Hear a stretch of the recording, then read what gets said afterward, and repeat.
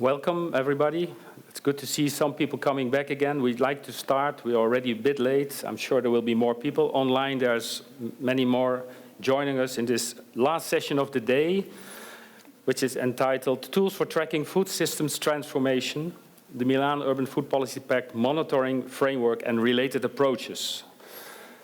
We're going to have a hybrid version of people in the room and people online. My name is René van Veenhuizen. I'm from HIVOS and the MUFPP Global Partnership on Sustainable Urban Agriculture and Food Systems. Together with FAO, the Milan Urban Food Policy Pact, and the cities Antananarivo, New Haven, Quito, and Shanghai, we have organized this session to share with you progress on this topic of this important topic of monitoring.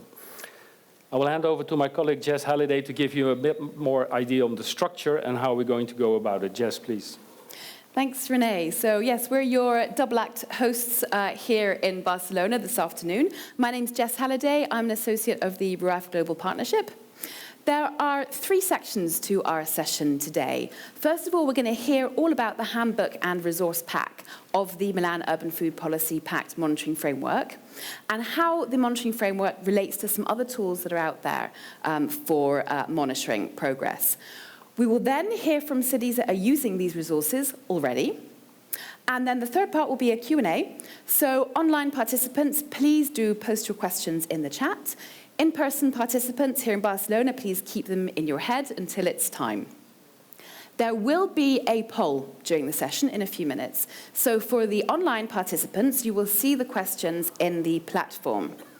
Those who are here in person, you need to download the app, scroll down to this session, click on it, and then you will see the tab for the polls, which you can click, and you'll see the questions there. So René and I, we are the link, really, between the online facilitator, Guido Santini, and you here in the room. So without further ado, I will now hand over to Guido Santini, who is the coordinator of the City Region Food System Programme and the Green Cities Initiative of FAO. Guido will be followed directly by Joy Carey, who is also an associate of RUAF, and who is the lead author of the Handbook and Resource Pack. Over to you, Guido. Thank you so much, Jess and René. It's a pleasure to be here and to welcome all the participants on behalf of FAO. And of course, I would like to express my gratitude to the organizers for hosting this event and to have the possibility to present the latest results of the collaboration that FAO, RUAF, and the Milan Urban Food Policy Pact Secretariat have done in the last years. Today, we will have the chance to look at the main outputs of this collaboration. So, can you go for the next slide, please? So, just to repeat a bit what Jess introduced, today we are officially launching and presenting the Handbook and Resource Pack as part of the Milan Urban Food Policy Pact Monitoring Framework. We will present the insights from 4 cities, Antananarivo, New Haven, Quito, and Shanghai on video. And of course, we will also discuss about the framework, the Milan Pact framework, and also related approaches. We will also discuss about other relevant tools that can help cities to understand and characterize the food system and monitor the impact of actions. And of course, we will also present some possible next steps for this work. Next, please. Of course, I want to highlight a bit the entry point of our discussion and also the focus of this year's annual gathering of the Milan Pact. Why we need also to take into consideration climate change and climate resilience in urban food systems. As I'd like to present some figures that are maybe very known for many of you, but of course they are impressive and they urge us to reflect and to address these issues in our work and in supporting cities in transforming their local food systems. So climate change is definitely one of the challenges and one of the burden for cities, accounting more of the 70% of greenhouse emissions in the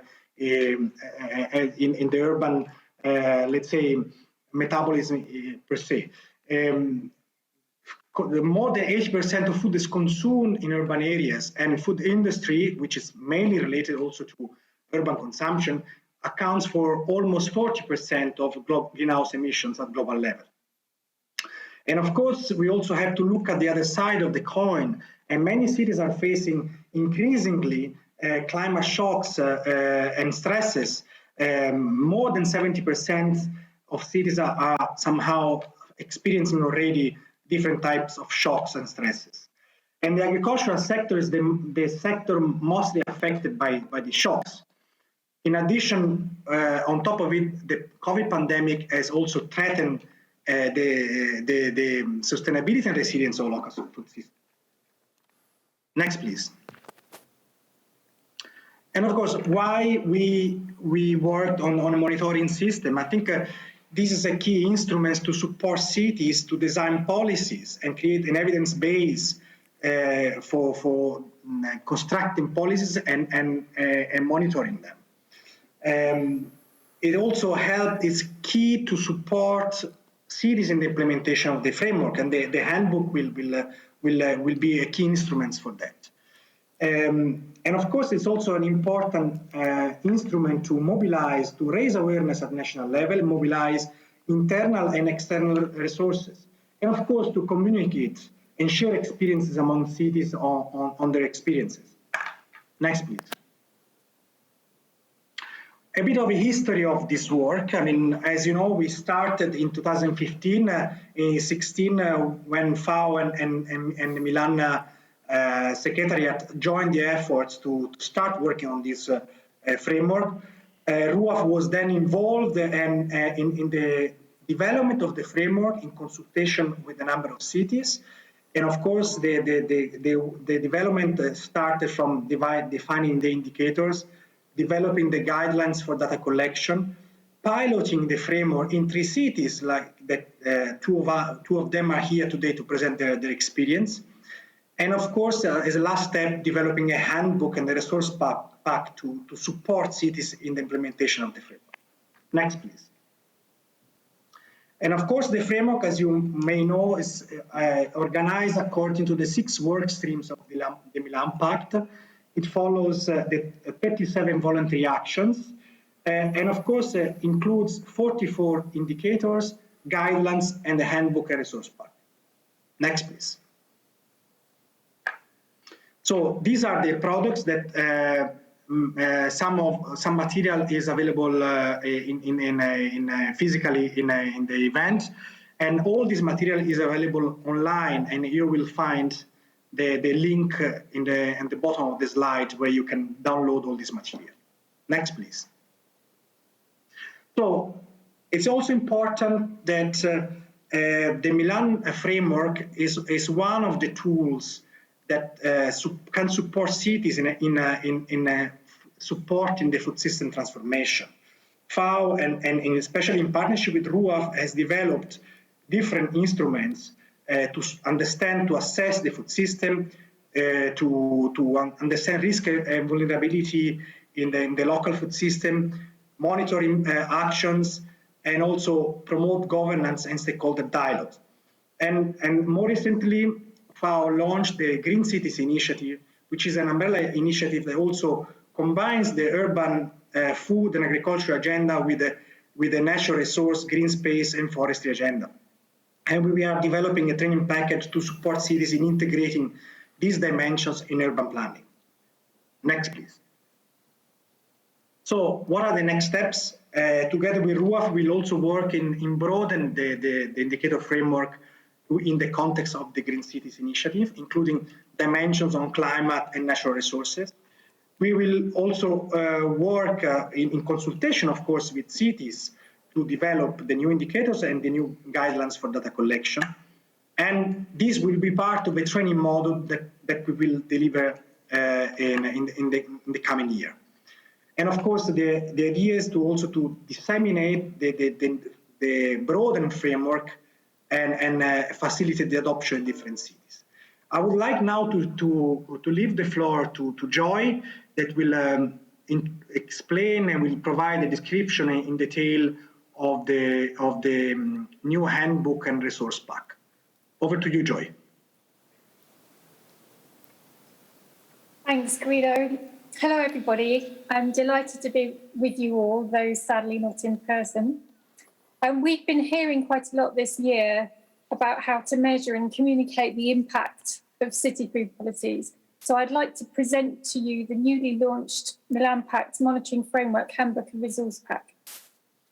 As Guido's already explained, in keeping with the Milan Pact ethos, it is designed by cities for cities. So my aim with this presentation is to encourage all cities to use it and to show how it connects to other related resources and also to the Barcelona Challenge. Next, please. It's there. Just back one. Sorry, Isabella. Yeah, so this is just to show you the contents of the new handbook. It's available online. For the moment, it's just in English. It's designed to be used alongside the full Milan Pact Monitoring Framework brochure. So that's the picture on the right-hand side, the small picture, which was published in 2019. And that is available in French, Spanish and Portuguese. So as you can see from the contents sheet, it's short, it's only 28 pages, so it's really easy to read. It includes an explanation of a 5-step process, comments on how the 3 pilot cities address practical challenges, and some further reflections on the value of the framework for advancing food policy and action. There is also, as indicated by that blue arrow, a separate online resource pack with 14 practical worksheets and additional guidance. So all of these related documents can be found on one page on the FAO website, and we have links to both RUAF and Milan Pact websites. They include the reports and the presentations of the 3 pilot cities, important for illustrating the details of their experience of starting to use the monitoring framework. Next, please. So just a little bit about the step-by-step process. It's based on the experience of the pilot cities, and the handbook sets out this practical step-by-step approach to establish, for any city using it, a customised monitoring framework at the same time or alongside an already existing food strategy. So that's the important point here. It's very easy to develop a food strategy, not quite so easy to have a monitoring framework that is really meaningful. So for each step, there are suggested resources and outputs. For example, resource 1 provides preparation questions and suggestions for an initial presentation with key stakeholders and participants. So that's step 1. Step 2 is about developing indicator selection criteria. So if you're familiar with the Milan Pact framework, you'll know there are 44 suggested indicators, and you can't use all of them all at once. So it's very important to be able to select, according to your own criteria, the most useful and feasible indicators. Then that needs to be followed by work to customise those indicators to really suit your local situation. So resource 4 explains how the 3 pilot cities did this and is designed to support steps 2 and 3, and so on for all the 5 steps. I won't go into all of it. Next slide, please. A little bit of learning. So a report by Lane Young from the Laurier Centre for Sustainable Food Systems in February of 2019 highlighted the following, and I quote, "The Milan Pact Monitoring Framework is an excellent example of the necessity of disaggregated data by gender and other relevant social categories. On more critical reading, it is apparent that the indicators and targets unintentionally homogenise the experience of urban residents. So, of course, cities have a responsibility to ensure that gender equality is present in data aggregation, decision-making and policy development. During the pilot, the City of Nairobi collected disaggregated data around training and carried out a census of fresh fruit and vegetable outlets in 2 sample areas of the city. So in this case, gender was considered in terms of the numbers of men and women traders, and a follow-up workshop was held with an urban network to really dig down into those findings and understand better what the situation was. So resources in the handbook 11 and 12 focus specifically on this learning. Next slide, please. So we talk about other resources, other related approaches. How does the Milan Pact Monitoring Framework make connections? It's essentially a child of a much larger parent indicator framework that was developed to help assess sustainability and resilience of the wider city region food system. So taking into account both rural and urban elements. That parent document has 210 suggested indicators, so not quite so easy to use. But this larger parent framework is part of an online toolkit that's currently been updated by RUAF and FAO. And as I said, it is the parent of the Milan Pact Monitoring Framework. So with input from other cities, as Guido explained, we have a suggested 44 indicators in the Milan Pact Framework for tracking progress that relate to the 37 recommended actions. So these two are distinct and separate. You can use them for different purposes, but they've also been designed by the same people in a similar way, so they can therefore be used together. And we'll hear a bit more about that from the cities. Next slide, please. Today, the Barcelona Challenge was launched. How does the Milan Pact Monitoring Framework relate to the Barcelona Challenge? Well, the Barcelona Challenge has been designed to align with the Milan Pact workstream categories, and it suggests some new actions that specifically address the climate emergency.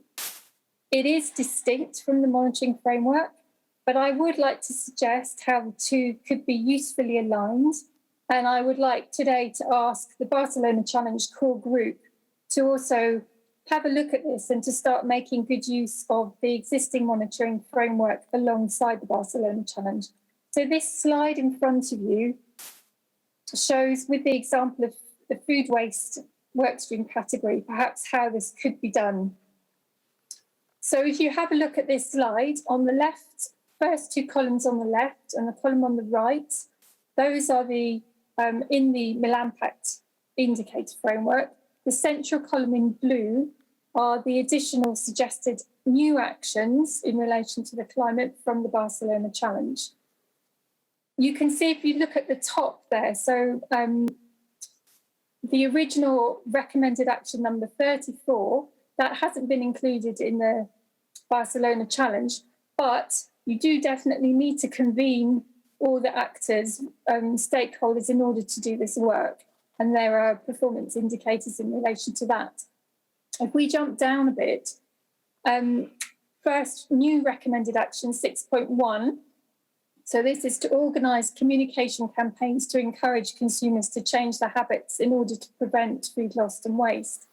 Actually, there are already indicators that relate to that, indicators 41 and 42. And overall, the Milan Pact framework, monitoring framework, with its recommended actions, keeps them quite high level. So some of these new recommended actions from the Barcelona Challenge are much more detailed. This is just a very quick example. I'm not expecting everybody to read the wording, but it's just to show that there are already connections between these two different things, and there's more work to do. So actions 6.3, 4 and 5 at the bottom there, one of those indicators, existing indicators, relates, but we probably need some new indicators. So again, this could be a challenge back to the core working group, and we're happy to support in whatever way we can to try and align these better. Next slide, please. So just my final slide here, just to say that all of the related documents that I've described are available on the FAO website. Thanks very much, and back to Guido. Thank you so much, Joy, for this very comprehensive and detailed presentation. I think it's very important to also to understand the relation between the framework and the broader CRFS toolkit and indicator framework, which is, I think, the basis where we start from. I think now I would like to, as Jess mentioned at the beginning, I would like to invite the participants to participate in the poll and try to express their view on 3 questions. Basically, the poll is divided for online participants and for in-presence participants. I don't know. Okay, I think everybody found it. I hope. Yeah. Okay, so we have some results now. I think this is the result from the online participants, and I see that there is a quite clear response on the food strategy. Many cities have already a food strategy in place, and this is clearly an important sign to show how sustainability and resilience is in the agenda of cities regarding food systems. And of course, the other question is regarding the monitoring system. And the monitoring system, still many cities don't have a monitoring system in place. And I think this is also an important response, because we all need to work together and create opportunities to support cities in creating and adopting monitoring systems to track progresses on food policies. I see the same. The last point is regarding the adoption of the Milan Pact Monitoring Framework, which is still quite low. So meaning that we have to find ways to support cities to adopt the framework developed for the Milan Pact. And I think the new handbook, a resource pack, can be a very important tool to support cities in adopting and implementing the framework at local level. I don't know if this is, we also have the result from the in-presence participant. This was the in-presence. And I think it's more or less the same. Probably there is more cities that have already adopted a monitoring system. Apparently in Barcelona, there are more cities that are more into the monitoring process, as compared with the cities participating online. So I think these are important results, and we will definitely build on these results. I would like now to give the floor back to Jess to introduce the city speakers. Guido, I will take it over, but that doesn't matter. Jess and myself will just take turns to make it a bit more lively also for the people in the room. So thank you very much, Guido and Joy, for this presentation, to give us an idea of what the framework is about. And clearly it's work in progress, and we would like to see this developing with all the cities. And I was very happy to see already 25% are using it and testing it. So we would like to go now to those cities. And there will be a series of short and longer presentations, and we will start with some introductions of the 3 cities that will later on present their experiences with the monitoring framework, using the monitoring framework. And there will be cities that have been part of the development of the framework, but also cities who have started afterwards. So it's a nice mixture of different regions and different stages they are in. They will give us first, in short 2-minute presentations, an idea and characterization of their city. They will talk a little bit, and I hope you listen to me, 2 minutes, and give us, please, an indication of your city characteristics, whether you have a food strategy, and what are the main challenges, just for the audience to get to know you. And I would like to start with the city of Antananarivo. So I hope Tokeana Rakotoni Raini, of the Decentralized Cooperation Officer of the city of Antananarivo, but also contact person for the Milan Urban Food Policy Pact. There we have the representative of the 3 cities. Tokeana, please, could you introduce your city in 2 minutes? Go ahead. Yes, thank you very much, René, for the brief introduction. And hello, everybody.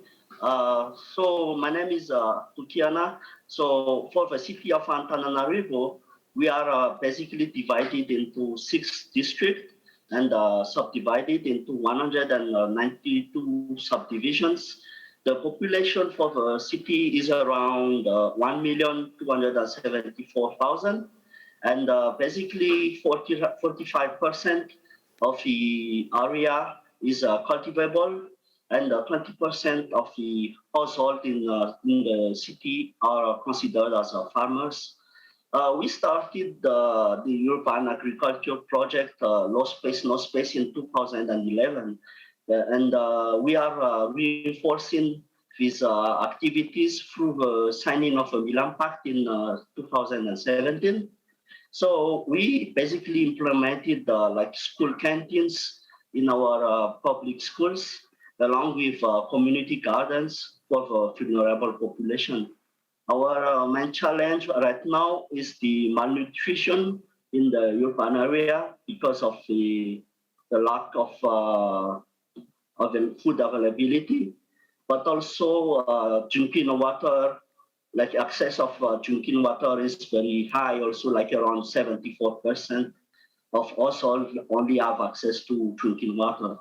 So the priority for us is to boost the food system strategy through the use of this monitoring framework, and also through the improvement of the stakeholder engagement in the city of Antananarivo, through the use of multi-sectorial and vertical approaches, like, for example, the climate resilient actions through the city region food system strategy, and also to access food availability through the supply chains improvement based on the strategy from the city region food system strategy.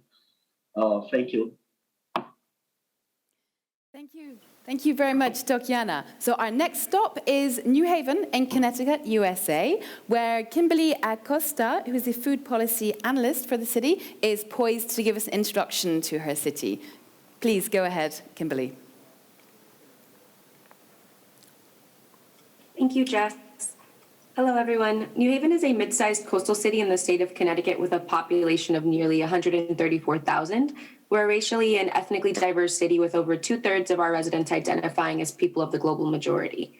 Over a quarter of our residents experience poverty, which is nearly double the amount in Connecticut and the United States. It's worth emphasizing that New Haven's non-white residents are disproportionately impacted by poverty and other socioeconomic, environmental, and health inequities. The Food System Policy Division was established in mid-2016 as a recommendation from the Food Action Plan that was created by community advocates and the New Haven Food Policy Council. Our current director, Latha Swami, who is also a Milan Urban Food Policy Pact Steering Committee member, came into this role in 2018 and is responsible for the division's values-based and systemic approach to our work. Our division is small but mighty. We currently have 3 full-time staff members. As a result, much of our work is accomplished through internal and external partnerships on the local, state, regional, national, and international levels. Our policy priorities are socioeconomic justice, health equity, and environmental justice. And at the core of our work is the advancement of anti-racist food, farming, and land use policies that aim to mitigate the harm caused by racism, genocide, enslavement, and colonization. We currently are leading an inclusive, community-led process to create the city's first urban agriculture master plan. And to end with some fun facts, we are one of the first planned cities in the United States, founded in 1638. Our nickname is the Elm City, and we're at the center of the U.S.'s best pizza debate. Thank you. Thank you very much, Kimberly. And I'm sure they will all come back and give you a presentation so you can reflect back on these cities and also on the process they are in. We're now going to Quito, where Alexandra Rodriguez, long-term partner in the work on urban agriculture into the food strategy, and project manager for the participatory urban agriculture project of the municipality, will give us an introduction of the city of Quito. Please, Alexandra. Hello, everybody. Receive all of you a cordial greeting from the city of Quito. Quito is the capital of Ecuador. It has a population of 2,700,000 inhabitants. The city has worrying indicators of poverty, unemployment, and health. Quito can be defined as dependent city because there is a large gap between what it produces and consumes. It's a city vulnerable due to, first, risk of natural and anthropic hazards that could be affect almost all of its territory, and second, lack of awareness, preparation, and absence of actions to reduce risk. And Quito is a diverse city because the food situation differs significantly in its territory and social relations are heterogeneous in terms of food resilience capacity. The city has had an emblematic urban agriculture project for 18 years. This has promoted the construction of food policy for the city, which is the result of an in-depth 2-year work by the multi-stakeholder platform of Quito, Agri-Food Pact. The city is part of the Milan Urban Food Policy Pact since 2016. The main food challenges of the city are to turn the current agri-food strategy into an ordinance, recognize the multi-stakeholder platform, a food consultative council of the city, and formally measure the agri-food strategy indicators aligned with the Milan Urban Food Policy Pact indicators. The evaluation made about the food system of Quito with the city region food system approach allowed to influence the development of a city climate action plan, integrating some macro actions related to agriculture, land use, water conservation, responsible consumption, and circularity in soil waste management, development of nature-based solutions, among others. In this way, we have achieved the integration of food into the local climate agenda. Thank you very much, Alexandra. So we have 3 very different cities here with us today in person, well, online in person.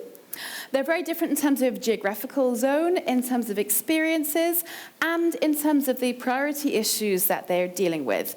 Antananarivo and Quito are used to working with indicators with us, with the team from RUAF and FAO, as the pilot cities, and New Haven is a new addition to us.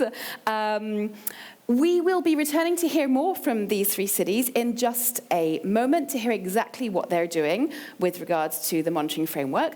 But first, we have a 5-minute video from Shanghai on the actions and their monitoring relating to food safety. So may we have the video, please?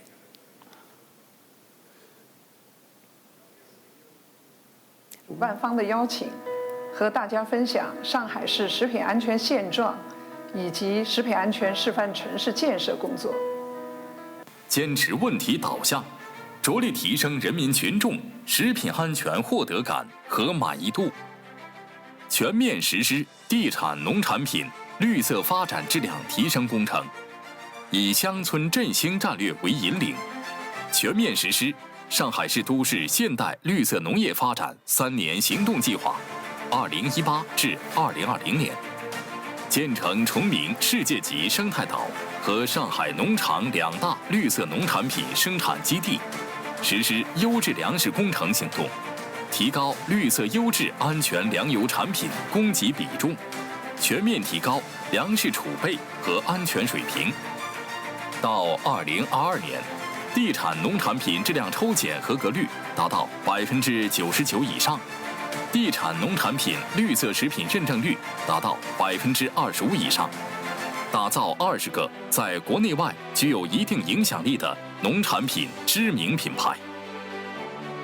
全面实施食品生产经营企业质量提升工程，推动食品生产企业建立健全供应商检查评价、产品出厂检验、食品召回等管理制度，切实加强质量管理，加强散装和临近保质期食品限制限售食品销售行为管理，落实过期和回收食品、食品添加剂无害化处理制度，全面实施餐饮服务质量提升工程，全面开展放心餐厅、绿色健康餐厅、放心食堂建设，持续推进明厨亮灶工程，对高风险餐饮单位和重点食堂全面推行视频智能监控和巡查，加强企事业单位、医疗机构、建筑工地等单位食堂监管，建立由工会参与监管的机制，加强养老助餐保障，提升养老机构和社区老年助餐服务场所食品安全质量，加强农村集体聚餐、农家乐、民宿等农村餐饮食品安全管理，推进农村集体聚餐固定场所规范化建设，全面实施网络食品经营质量提升工程，开展网络食品经营净网行动，督促网络食品交易第三方平台提供者完善食品安全管理组织网络和管理制度，严格实施入网审查和配送服务标准，建立网络食品经营者食品安全信用评价体系，加强监管部门与网络食品交易第三方平台的食品安全信息互联互通，加强网站备案及 IP 地址、域名等互联网基础资源管理，实现互联网交易信息全过程管控，加强对网络食品销售、网络餐饮服务的监管，保证线上线下餐饮同标同质。所有提供网上订餐服务的餐饮单位必须具有实体店经营资格，推进网络食品经营示范建设，坚持改革创新，全面提高食品安全现代技术水平，完善食品安全监管服务体系，深入推进放管服改革，落实一网通办要求，推进一照证多纸证照联动改革，实现食品领域全程通办、全网通办、全市通办，完善食品安全应急管理体系，完善食品安全事件预警监测、组织指挥、应急保障、信息报告制度和工作体系，依托高校、科研院所和企业系统开展膳食总量研究、居民食物消费量调查、食品安全风险监测评估等从基础到应用的全链条研究，完善食品安全信息追溯体系，修订《上海市食品安全信息追溯管理办法》，在确保9大类20个品种信息追溯覆盖率、上传率100%的基础上，逐步拓展追溯环节、企业和产品品种范围，实现信息追溯全覆盖，服务国家战略，推动长三角区域食品高质量一体化发展。米兰城市食品政策公约是世界各地城市之间的一项国际协议，其主要目的是通过促进城市间合作和交流相关有效的措施和经验，支持发展可持续性的城市食品安全治理体系。这与海纳百川、追求卓越、开明睿智、大气谦和的上海城市精神不谋而合。上海将积极学习借鉴其他城市食品安全工作的一切有益成果，也衷心希望米兰城市食品政策公约能进一步发挥作用，更多的城市能够参与进来。感谢大家的聆听，欢迎来上海。Thank you very much. We're very grateful to Shanghai for preparing this short video for us. It strikes me that within the actions they shared, there's actually quite a lot to do with monitoring agricultural production, particularly monitoring quality, and using quite a lot of different tools to do that. So using apps, using videos, targeting the particular parts of the food system that they're monitoring for elderly people, for out-of-home food as well. And also introduction of early warning systems. So it seems there's a huge amount going on in Shanghai, and I wish they could have been with us in person today. Back to Renee now to introduce the next presentations. Yeah, thank you. Yeah, indeed. It's interesting to see the different realities of the cities. We'll turn now to the realities of the other 3 cities who briefly introduced themselves. And now they will be going into more detail with accompanied by some slides of the 3 cities that already were introduced. They will give a bit more idea on the priority focus, on how they work with food, how they are tracking the progress of the food system, and what process they are in tracking this process with the city, and how they are using the Milan Urban Food Policy Pact indicators or other framework indicators. So Tatiana, yes, there you are. I would like to start with you again. Could you give us a 6-minute presentation on how you're working in Antananarivo? Over to you. All right. Thank you very much again, Rene, for that introduction. So I will go directly to the next slide, please. All right. So basically, I'm going to start with the city's work on food and food strategy. So right now, the city of Antananarivo is trying to strengthen the partnership for access of the vulnerable population to healthy food through, as I mentioned in the previous introduction, like school gardens. Right now, we are focusing on the 9 pilot project in the primary school of Antananarivo. But we are also working on vegetable gardens in our social center for the vulnerable population, like homeless within the capital city. And also technical support for an orphan center within the city. Then we are trying to launch a mobile application called I Cultivate. It's basically to help the young generation to grow locally, whether for self-consumption or income-generating activities, especially during this COVID-19 situation. Then, as most of you know, Antananarivo is part of the steering committee of the Milan Pact. So we are focusing on basically on the regionalization approach in Africa. And then we are also working on the city region food system of the FAO mentioned by Quito earlier. It is basically to help us assure the access to food when the supply chains are impacted by climate shocks and stresses, and also for the pandemic recovery. We are also launching the Green Cities Initiative by the FAO again as a showcase for the community, but also for the action plans for our stakeholders, and whether it's for the city capital, but also for the municipalities surrounding the capital of Antananarivo. Next slide, please. Basically, we are monitoring data based on personalized indicators and problem-solving ideas through the use of these indicators. So basically, the data were collected from the internal services, but also from the stakeholders. Based on the powers of these indicators to collect results about what is actually happening in the city, but also as an enabler to think how such existing actions and strategy could be improved in the future. The increase and perseverance of data availability is our main priority, but also as a leverage to capacity to boost the partnership and fundraising for the future actions. Next slide, please. So basically, we use this MUFPP Monitoring Framework indicators to enable us to focus more on the food system policies. Like, for example, in the governance, we were able to have more coordination on the food system activities within our departments, but also to consolidate the sustainable approach of a municipality.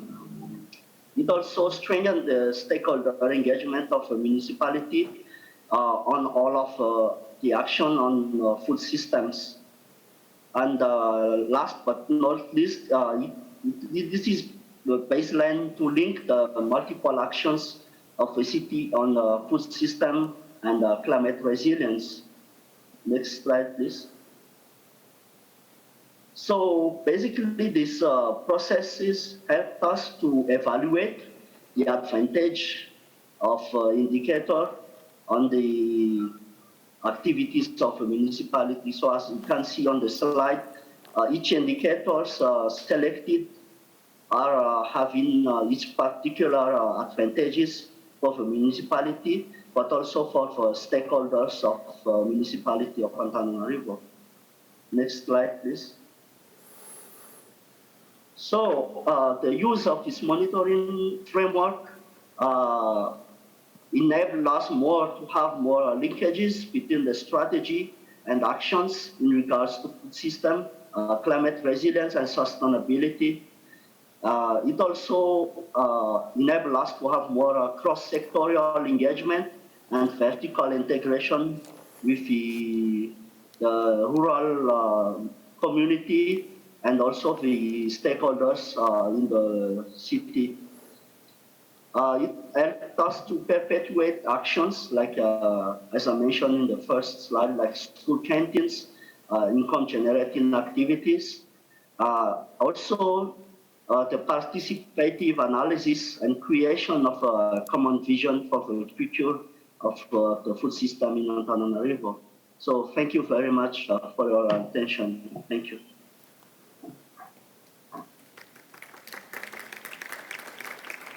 Thank you very much, Tokiana. I'm really struck by how you explain the role of indicators, not just in monitoring, but also for stimulating engagement and strengthening governance. I think that's a really important message, that's another crucial role of indicators.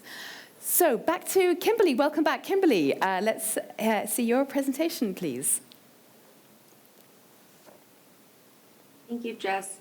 Hello, attendees. I'm so excited to be here today to highlight our division's Urban Agriculture Master Plan and how we've used the Monitoring Framework and City Region Food System Indicator Framework for our multi-year planning process. Next slide, please. I'd like to start first with a brief review of our division's policy priorities, which are socioeconomic justice, environmental justice, and health equity. And at the very core of our work, we prioritize the creation of anti-racist food farming and land use policies. The Urban Agriculture Master Plan is the perfect example of when all of our priorities intersect. Next slide, please. New Haven's first Urban Agriculture Master Plan will be created over the next 2 years through an inclusive, community-led process. It is being co-led by our division and a 56-member Community Advisory Board. The board is a diverse, multilingual group that is reflective of New Haven and the ultimate leadership diversity we would like to see in our city's urban agriculture and food system community. The plan will be an actionable, equity-oriented community vision for urban agriculture's growth and development in New Haven.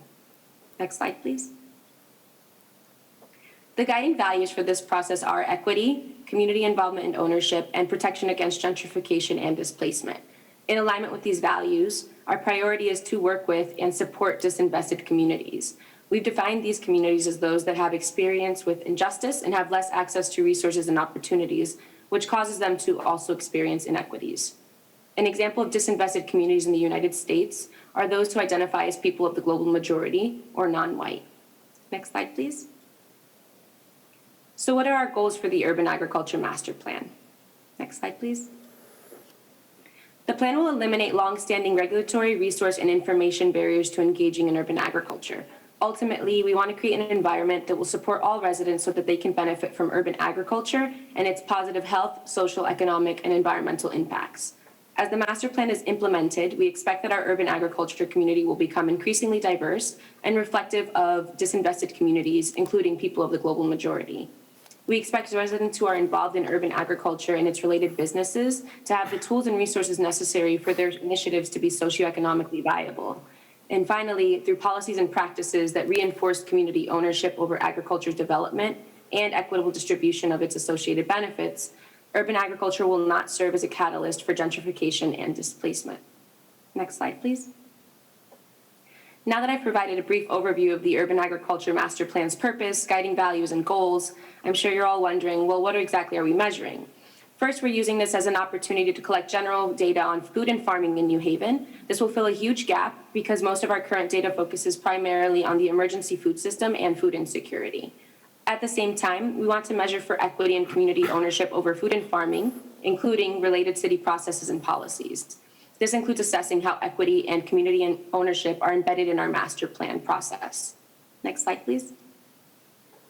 So to holistically measure the changes we would like to see in New Haven, our monitoring and evaluation plan consists of indicators from these 5 resources. We have 57 indicators total, broken into 11 different categories, such as tracking policy change and community education and workforce development. The majority of our indicators, 35 to be exact, are from the Monitoring Framework and the City Region Food System Indicator Framework, which are very complementary to one another for the reasons described by Joy. We chose to use them because they were both well aligned with our intersectional approach to food system change and provided a strong foundation for us to build upon. We borrowed 15 indicators from the monitoring framework. We found them to be comprehensive but flexible enough to adjust to our specific context. And we initially wanted to use more of the indicators, but were limited because of our capacity. The monitoring framework was also a wise choice because it connects well to our sustainable development goals work. The 20 indicators that we borrowed from the City Region Food Systems Framework were used to become a bit more granular in some areas or address specific data points of interest. Like the monitoring framework, it was easy for us to modify the indicators to better align with our capacity and our needs. To address our equity concerns using metrics already adapted to the U.S. context, we borrowed 10 indicators from Michigan State University's Center for Regional Food Systems. Specifically, they're measuring racial equity in the food system report. We also borrowed 4 indicators from the City of Seattle, Washington Food Action Plan to capture specific data points. And finally, our monitoring and evaluation team created 8 additional indicators to assess our community outreach and relationship building over the next 2 years. Next slide, please. I hope you all enjoyed learning a bit more about our urban agriculture master plan process and how we are tracking progress. If you're interested in following this project and or learning more about our other work, please visit our website, follow us on social media. We're on almost all the different platforms, and feel free to email both with the director of our division and myself with any questions you might have. Next slide, please. Thank you all for listening, and I look forward to answering any of the questions you might have later in this session. Thank you. Great. Thank you very much, Kimberly. This is highly interesting to see the three spheres of sustainability firmly applied to a justice and an equity agenda in a different city than we saw before. And I was also very interested to see you using the different frameworks in an integrated way. And this is only also a lesson for all of us to learn along with you on how to do that and to see what is the strength of the different frameworks. So very interesting. Thank you very much. Yes, we go to Quito for the last presentation by Alexandra on how Quito has been working with the Milan Pact and its own setting. So please, Alexandra, go ahead. Thank you, René. I will share with you our experience in Quito City. Quito's agri-food strategy is inspired by the Milan Urban Food Policy Pact and proposes 5 strategic pillars. Please, can you change? Thank you. Quito agri-food strategy has 5 strategic pillars: governance, management of the food resource for the future, food security and sovereignty, inclusive food economy with emphasis on the urban-rural link, and management of organic solid waste. Each strategic pillar describes strategic guidelines, indicators, and action plan. These were developed within the framework of the multi-stakeholder platform through workshops with specific work tables for each strategic pillar, supported by the data extracted for the diagnosis and analysis of the agri-food situation in Quito. Each pillar describes the problem and the current context in which the agri-food strategy should be developed. The proposed indicators are consistent with the Milan Urban Food Policy Pact framework. Next, please. Currently, the city is collecting information and evaluating 19 indicators, many of them closely related to the information requirement to manage the COVID-19 pandemic. In 2019, 4 indicators were evaluated within the pilot project of the Milan Urban Food Policy Pact Indicator Framework. Then, in the context of the health emergency, the city updates and generates a series of information related to the food system in order to face this, observing the vulnerabilities of the population. Therefore, the geographic information system developed for the food system is updated and focuses on building resilience. For this, progress has been made in some indicators that are shown in blue, and information from other indicators that are shown in orange is being collected and consolidated. The indicators shown in green were evaluated in 2019 and will be updated as well. Next, please. But why Quito used the Milan Urban Food Policy Pact Monitoring Framework? Quito used the monitoring framework as an important reference for its food strategy. It has been possible to sensitize municipal decision makers. We have the possibility of integrate the change trajectory approach in this way to view of the food problem will be beyond systemic, much more inclusive and with perspective. Finally, the city updated the geographic information system of the Quito food system for a better understanding in decision making. Next, please. Tracking progress in the indicators help us to strengthen participatory food governance mechanisms based on the actors of the multi-stakeholder platform and achieve the commitment of actors responsible for formulating policy. Evidence problems related to food that haven't had the necessary attention within the municipal planning. Define where and how to place change efforts. And align municipal planning indicators related to food to global, national, and local indicators to analyze the contribution of prioritized actions from the food system. Next, please. The Milan Urban Food Policy Pact Monitoring Framework has been useful for Quito because think of food as a contribution to the fulfillment of the Sustainable Development Goals beyond Goal 2. Generate evidence to improve the connection of actions, actors, and flow of information. To highlight the eco-responsibility of the actors of the food system to share information, analyze, and build sustainable food system.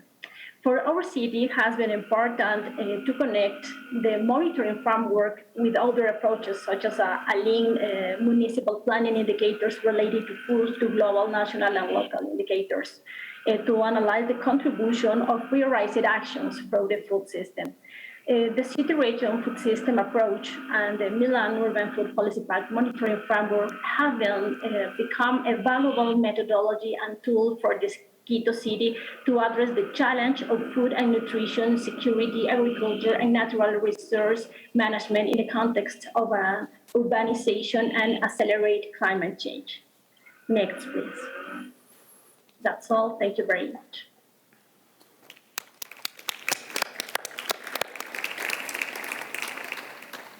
Alexandra, thank you very much. Excellent as always. I'm really struck with Quito about the use of the GIS, the Geographical Information Systems, to be mapping some of the indicators and how the tracking of progress, the tracking of the indicators allows the city to be more responsive when new issues arrive.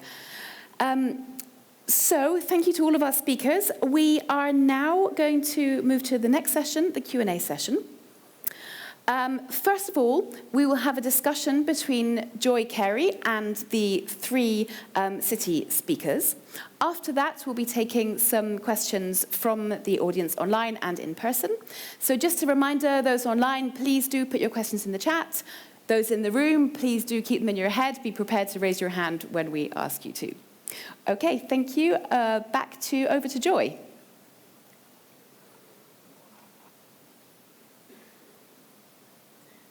Thanks a lot. Such interesting presentations. Thank you all. Okay, so I've got two questions that I want to put to you all, and I'm going to ask the first question and then go round. So my first question is, what are the biggest, maybe top three, but most significant challenges that you face in assessing and monitoring progress towards the changes that you really want to see? And how are you managing to deal with those challenges? So can I ask, I'll go backwards, so I'll ask Alexandra first. Good.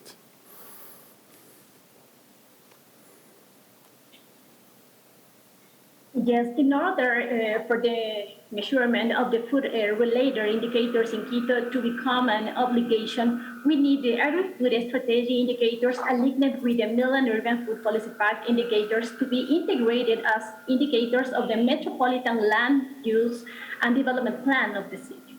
Ensure an annual budget for measuring indicators and compromise the flow of information from within outside the municipality. and achieved the recognition of the Food Council for Quito to operate as a permanent advisor body and use the information generated from the indicators to support decision-making. For all this, we continue working on sensitizing municipal teams and trying to be active with the members of the multi-stakeholder platform. Thanks, Alexandra. So I hear that you've mentioned budget, you've mentioned an active platform and been able to influence policy, and you've mentioned the importance of the flow of information and trying to continue to collect that. So those are typical challenges, I think, of many cities. Thanks a lot. So I'm going to go to Kimberly next. Thanks, Joy. The biggest challenges we face in assessing and monitoring progress are funding, capacity, and awareness of our division's scope of work. Our division has never received a programmatic budget, and out of 3 full-time staff positions, only the directors is city funded.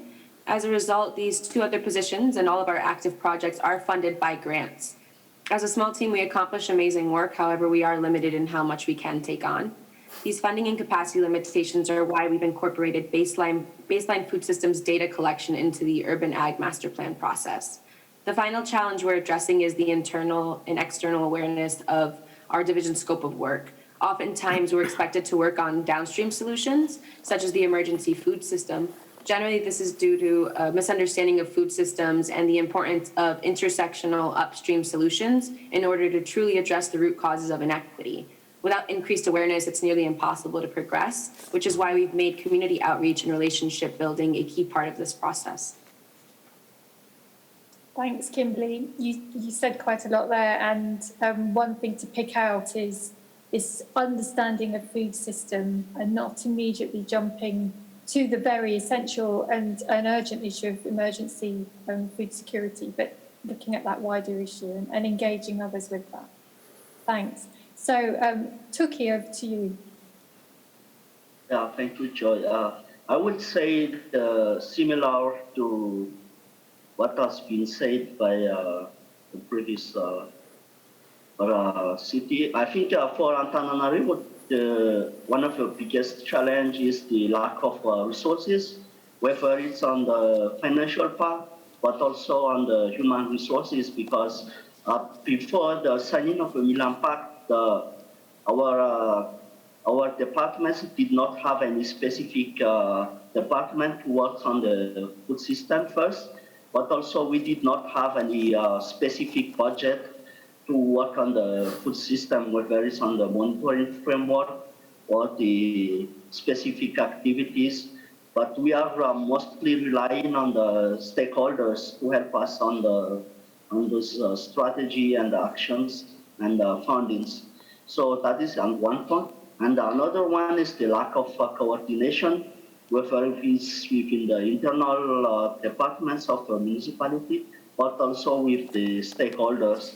But during the use of the monitoring framework, we had multiple sessions of work with our stakeholders, and it enabled us to have more cross-sectorial engagement from the stakeholders, and it boosted our engagement with the stakeholders to work together for a common vision for the food system in Antananarivo. So I think that's for all for now. Thanks, Tuki. That's, again, really interesting. And what I hear there, amongst other things that others have already mentioned, is the importance of really investing in relationships and building trust and building that common understanding. So my second question to each of you is really to ask, what would be your advice to other cities? What is your advice for other cities that want to track their own progress? So what key tips might you have to offer? Kimberly, I'm going to start with you. I know you're quite new on the journey, but I'm sure you've already encountered things and will have tips to share with others. Yeah, thank you, Joy. My advice to other cities would be to start small. I think the first step is assessing your capacity and then identifying the indicators that align well with your work and would be easy to streamline given that capacity. And I think a major takeaway for us is that it's important to not be afraid to modify the indicators to better address your city's unique needs. Thank you. Great. Those are such important points, Kimberly. Thank you. Alexandra. In order to implement indicators, it is necessary that cities have a diagnosis of their food system, and city region food system analysis was a very successful methodology for Quito. This diagnosis being shared with the actors of the agri-food system managed to place food on the public agenda. In this case, to develop a flow of knowledge, information and communication generated by the actors and from various actors of the agri-food systems of cities in order to make more visible and with their own identity as a city region issue. Thanks, Alexandra. So you're saying that doing that original city region food system assessment gave you a good understanding, good basic data from which to work. So we've had from you look at the whole picture, gather that overview, and from Kimberly also keep it small, start where you can. Tuki. Yes, I would say that one of the best options for this monitoring framework is the possibility to adapt to the indicators based on the city's needs. Like you can modify it, and you can use whatever indicators that suits the city's needs based on what is happening first, but also what you want to achieve on the use of these indicators. And also for Antananarivo, one of the good points of the monitoring framework was the creation of like a common ground with the other stakeholders. Like it enabled us to have more like a common vision on the food system strategy of a municipality and its stakeholders, not only on the city's limit, but also on the neighboring municipalities, like the suburban area of the municipality. Thanks, Tuki. I think we could probably ask a lot more of all of you about how you've done your work with stakeholders, how you've developed common ground, built vision. But before I hand back for the next part of the Q&A, I just wanted again to highlight to everybody this point that has been made again by Tuki, that the indicators that we have selected in the Milan Urban Food Policy Pact have come from cities. There were many cities involved in it, and they are, by design, somewhat generic. They have to be customized, adapted, but they have been chosen because they can be. And I think so far the evidence we're hearing from cities that are using it is possible and very useful to be using them. Thank you, everybody. I'm going to hand on to Jess and Guido for in-person and online question and answers that might have come through. Yeah, great. Thank you. Okay, thank you so much. Sorry. Let me go first, Guido. Then I'll come to you. Okay. Thank you very much, Joy. This was already such a wealth of information. I couldn't keep track, and a lot of questions may have been answered already. But now we really want to interact with the audience. It's the last part of this session. We'll go to Guido, indeed, so to hear what the online questions have been, and that will be posed to the panel. But before we do that, I would like to see, are there questions here? Can you raise your hand if you have a question? So we already can work on the logistics here to get a microphone to you the moment we reach to you. Yeah, are there questions in the room? I see one. Okay, so at least one. If there are other questions, just raise your hand and we make sure we'll get a microphone so to continue the session. And like I said, we will now go to you, Guido. Sorry to interrupt you. You will facilitate the question and answer with the online audience. Please go ahead. Thank you so much, René, and sorry to interrupt. Yes, I see the chat, and there are a couple of questions in the chat, and I'd like to start from the second question, and maybe elaborate a bit, and I would like to involve Tuki in this question regarding the stakeholder engagement and how the stakeholder engagement is important and how the stakeholders could benefit from participating in the monitoring process. And I remember that in the pilot that you mentioned different times that there was a sort of participatory data collection. So I wonder how you think that the monitoring process has benefited to create ownership and to involve stakeholders in this process. Thank you.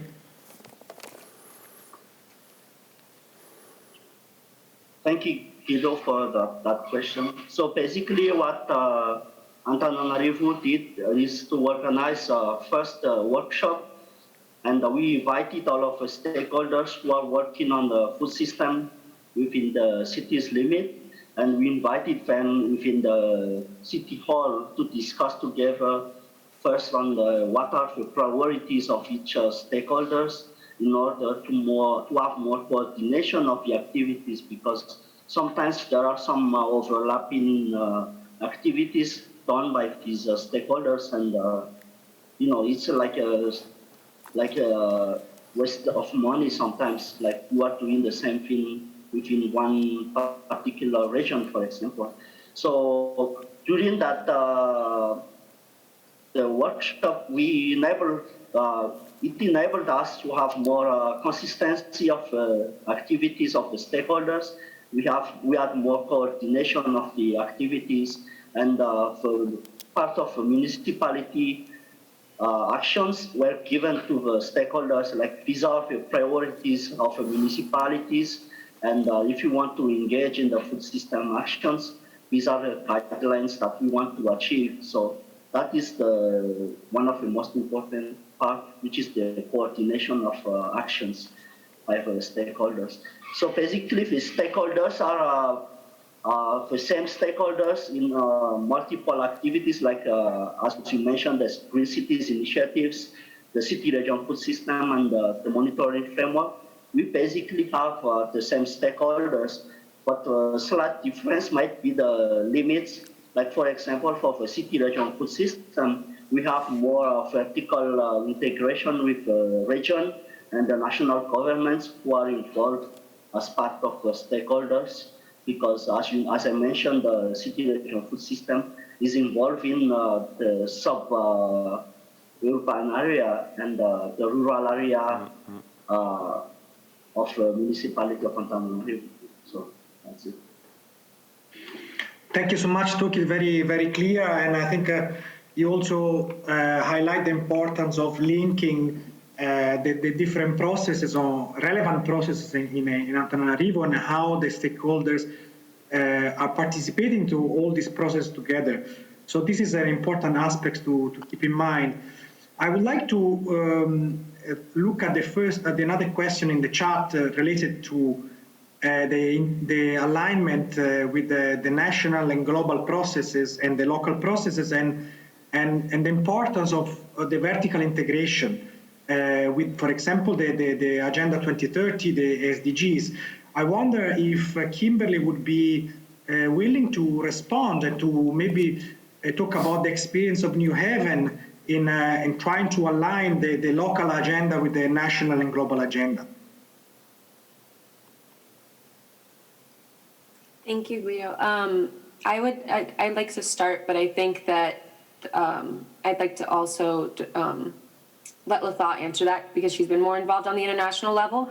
But I think her frame of reference is really responsible for that integration. Although I believe the City of New Haven was involved with the Milan Urban Food Policy Pact previously, we weren't an active member, and when she moved into her role, she kind of brought all of her international experience and put that at the forefront to make sure that when we are working towards these things, we're borrowing best practices that aren't only within the United States, but across the world.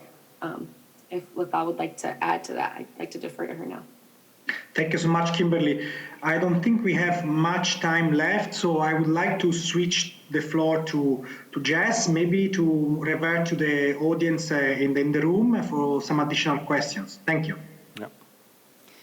Thank you, Guido. So we have one question lined up. Please go ahead. If you could please state your name and your affiliation, we'd be grateful. Please go ahead. Thank you. Thank you. My name is... Sorry, we don't hear you.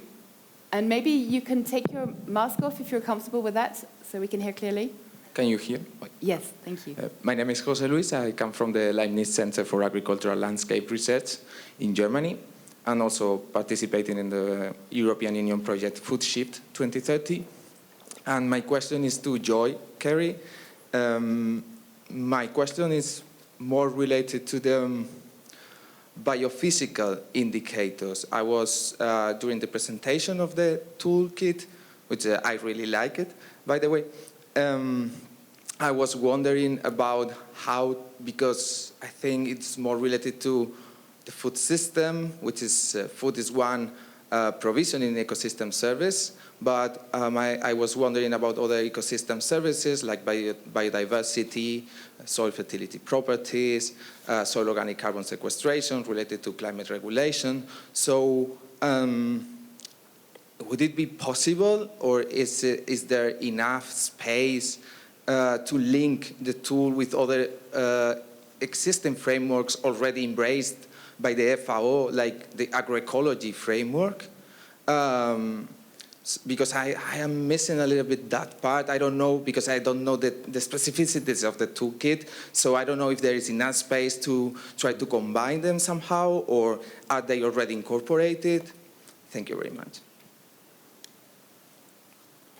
Joy, over to you. Yeah, thanks for that question. And I'm going to also hand over to Guido just for a comment on that when I finish. But I think a number of cities have identified that within the Milan monitoring framework, there are gaps. So I gave an example of gender, and then how we're trying to, through work with cities have initiated to try to do more. Nairobi also pointed out this kind of environmental angle which was missing in terms of circular systems and nutrients, capturing that back into the urban landscape and for urban use. We do have a new piece of work which will begin before the end of the year, working with FAO again with the Green Cities Initiative, to look at exactly these issues. And I think that we will be doing it in such a way that, again, they can sit side by side. So effectively, we're building the family of indicators, but developing them in a similar way. And I'll pass over to Guido in case he wants to comment further on that. But thanks very much for the question. It's very important. Yeah, thank you so much, Joy, and thank you for the question. Just briefly, yes, I think all these instruments are related. They are not exactly the same.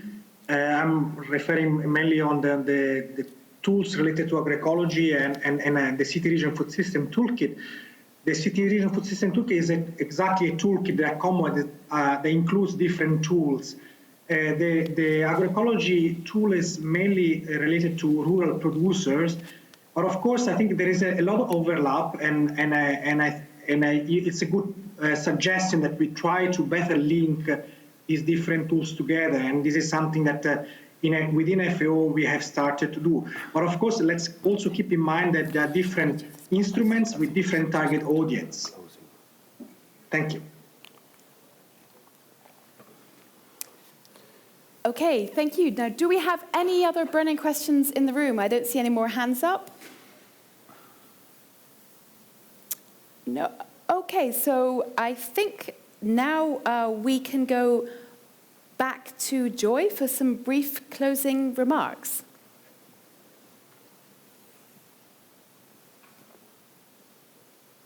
Yeah, thank you, everybody, and thanks to the speakers and thanks to the listeners. I guess really I wanted to highlight the take-home message, so summarised here on this slide, is that these resources are easy to use. If there are not many people listening at the moment, those of us who are here listening, please share this. Please share this with your own cities, with your colleagues, with other contacts that you have.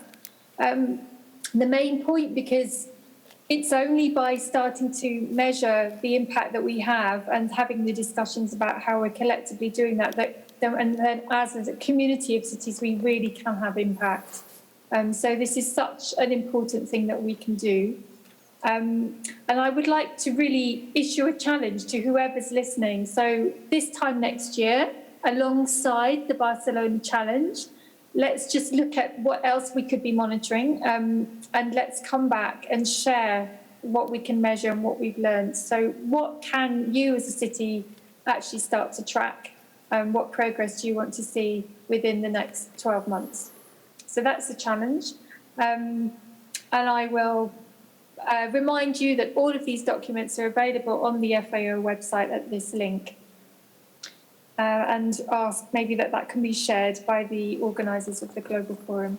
Thank you very much, and I'm going to hand back for closing remarks, I think, to Marcel. Guido. Yes, no, I would like to introduce Ms. Marcela Villarreal, that is the Director of the Partnership and Division and FAO, and also the member of the Milan Pact Awards Advisory Board. So, Marcela, I leave the floor to you for the closing remarks. Thank you. Thank you very much indeed, Guido. It's been a really interesting session. I missed the first part of it, but I really saw in the last examples and the presentations was very, very interesting. And it came to my mind that this whole collaboration started at the very, very beginning of the Milan Urban Food Policy Pact. And I was actually present when the then mayor of Milan, Mayor Pisapia, came over to FAO and discussed with our own Director General how FAO could support this initiative that was at that point just beginning, just a very nascent initiative. And among the things that were agreed in that session was basically to collaborate on the monitoring framework. And here you go. So for me, it is really fascinating to have heard, to accompany some of the cities in their process. And today we have heard very concrete experiences of cities implementing this monitoring framework. And what is and of course, this is part of the support we give to cities, together with cities, and together with the Urban Food System Working Group, where both FAO and the Milan Urban Food Policy Pact are involved right now, and where we constantly share best practices, good practices, as were mentioned during right now by our participants. One of the take-home points also is the adaptability of the framework. I also understand some of the gaps, as Joy was saying, but very importantly, it is good to hear from cities that it's easy to adapt to their own needs, the local context, and also what the city wants to achieve. And also, as Quito mentioned, to changing contexts, like, for example, that one created by COVID right now, but also easily adapted to, the important plans of the city, like the urban agriculture plan that we just heard about. Another important point is stakeholder involvement. And we heard from both Quito and Antananarivo how very important it has been to be able to have that multi-stakeholder structure and also multi-sectoral structure. So just to finalize, I would like to say how heartening it is for us at FAO to see how the monitoring framework has evolved, how it is giving a response to different cities' needs.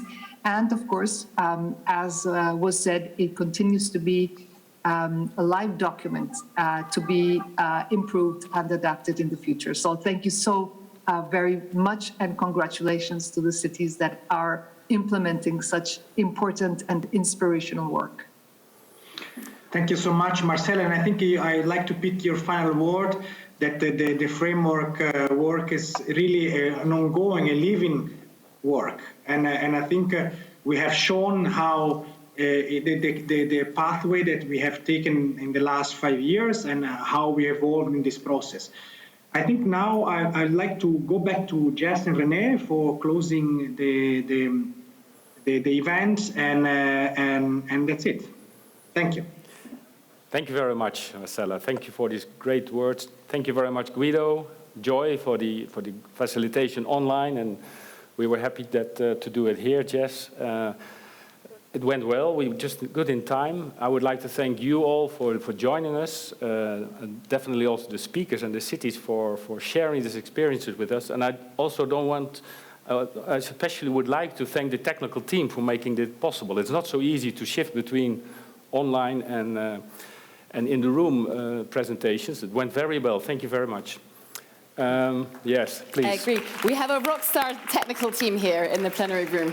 So the virtual participants will go close their Zooms or close their links. You can, of course, approach them if you want. There are addresses available. We can give you the addresses. Joy, myself, and there are also some others who have been involved in this work. We are here to interact with you further today, tomorrow. We're happy to do that. We also have some materials. I think some of us is left, but tomorrow we will bring some fresh materials, particularly on the other handbook that was mentioned, City Region Food System, that we would like to share with you, and which you are invited to join us in somewhere in November, December in the session. So with all these thanks and hints, I would like to thank and close this session. And Jess, for you the final word. Thank you very much. Especially thank you to everyone here in the room who's stayed with us through the final session of the day. It's now my great pleasure to declare it time for tapas. Thank you.